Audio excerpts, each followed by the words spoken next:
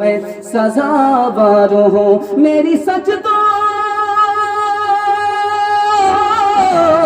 میری سجدوں میں تیری ہی حمد و ثنا، میرا کوئی نہیں اللہ تیرے سوا، میرا کوئی نہیں اللہ تیرے سوا، میری توبہ ہے توبہ اے میرے خدا، میری توبہ ہے توبہ اے میرے خدا، مجھ گنہگار کو تو نہ دینا سزا، مجھ گنہگار کو تو نہ دینا سزا، میری آواز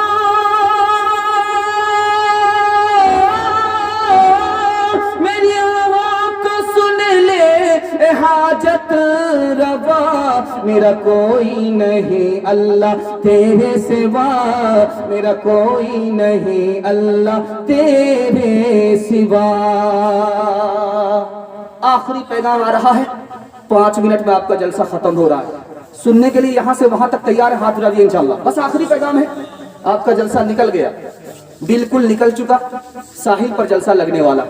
ایک ایک لائن کا نمونہ دے رہا ہوں۔ مصیبت ہمارے گلے لگی ہے، چھوڑتی نہیں ہے۔ راز کیا ہے؟ لالچ کی وجہ سے، لالچ بہت زیادہ ہے، اس کی وجہ سے گلے میں جو مصیبت آئی ہے چھوڑنے کا نام نہیں لے رہی۔ یہ میرا آخری پیغام ہے، آخری پیغام ہے، سننے کے لیے تیار ہے؟ دونوں ہاتھ رہیے انشاءاللہ، انشاءاللہ۔ خوبصورت پیغام لا رہا ہوں، تیزی کے ساتھ لا رہا ہوں، دھیان سے سنیے گا، جلسہ نکل جائے گا، دھیان سے سنیے گا، جلسہ نکل رہا۔ 7 آدمی کا سفر ہے، بارش ہو رہی ہے، بجلی گر رہی ہے، تو 7 آدمیوں نے کہا کہ لگتا ہے کہ اس میں کوئی گنہگار ہے، اس کو جب تک جماعت سے باہر نہیں نکالو گے بجلی سب پر گر جائے گی، جلے تو جلال تو اس بلا کو ٹال۔ سب لوگ ایک جگہ کھڑے ہو جاؤ، ایک ایک آدمی باہر وہ درخت چھو کر کے آئے، جو گنہگار ہوگا اس پر بجلی گر جائے، باقی لوگ بچ جائے۔ ایک آدمی نکلا، گاچھ کو چھو کر کے آیا، بجلی نہیں گری، سمجھ میں آیا کہ یہ گنہگار ہے۔ دوسرا گیا، آ گیا، تیسرا گیا، آ گیا، چوتھا گیا، اب لاسٹ کی باری آ رہی ہے۔ وہ ہاتھ جوڑ کر کے سب کے سامنے کھڑا ہو گیا، بھائی صاحب ہم ہی گنہگار ہیں، ہم کو جماعت سے الگ مت کرو، جیسے الگ ہو جائیں گے ہم پر بجلی گر جائے گی، میرے بچے کا کیا ہوگا؟ یہ لوگ ماننے کے لیے تیار نہیں، جلے تو جلال تو اس بلا کو ٹال۔ وہ جیسے ہی جماعت سے باہر نکلا، 7 پر بجلی گر گئی، وہ بچ گیا، یہ ہلاک۔ دوسری مثال دے رہا ہوں، بہت دھیان سے سنیے گا۔ بچے پڑھنے کے لیے آئے، بلیک بورڈ پہ لکیر کھینچی، ماسٹر صاحب نے بچوں سے کہا کہ میری لکیر کو چھوٹا کرو، کسی بچے کو سمجھ میں نہیں آیا۔ ایک بچہ کھڑا ہوا، کہا کہ ماسٹر صاحب پینسل دو، میں آپ کی لکیر کو چھوٹا کرتا ہوں۔ بچے نے ماسٹر صاحب کی لکیر سے بڑی لکیر کھینچ دیا، کہا کہ دیکھیے آپ کی لکیر چھوٹی ہوگی، میری لکیر بڑی ہوگی۔ تو ماسٹر صاحب نے بیٹے کو نصیحت کیا، بچے کو نصیحت کیا، کسی کو مٹا کر بڑا مت بننا، کسی کے لیے مٹ کر کے بڑا بننا۔ تیسری مثال لا رہا ہوں، بہت دھیان سے سنیے گا۔ تیسری مثال، بس ختم ہو رہا ہے، ہاں بس تیسری مثال لا رہا ہوں۔ بادشاہ کی انگلی کٹ گئی، انگلی کٹ گئی، تو بادشاہ نے کہا وزیر سے کہ میری انگلی کٹ گئی، تو وزیر کہتا اللہ جو کرتا اچھا کرتا ہے۔ بادشاہ کو غصہ آیا، کمینہ کہیں کا، میری انگلی کٹ گئی تو کہتا جو اللہ کرتا اچھا کرتا، نوکری سے باہر نکال دیا۔ جب وزیر کو نوکری سے باہر نکالا تو وزیر کہتا جو اللہ جو کرتا اچھا ہی کرتا۔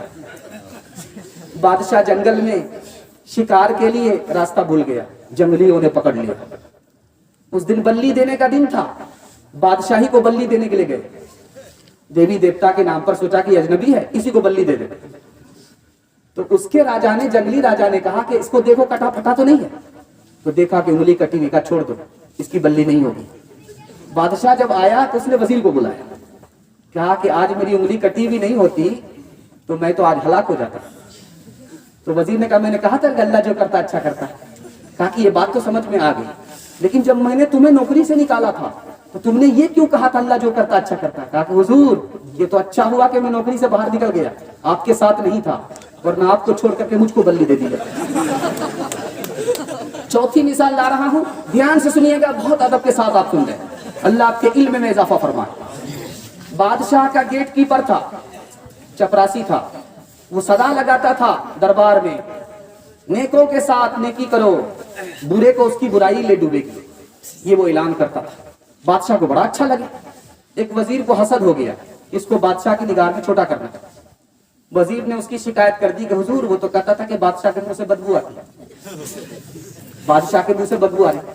بادشاہ نے کہا ایسا کیسے ہو سکتا ہے, وہ تو کتنی اچھی صدا لگاتا, مجھ سے محبت کرتا ہوں, وہ بھی مجھ سے محبت کرتا ہے. حضور بلا کر کے دیکھ لیجیے, وہ منہ پر ہاتھ رکھے گا.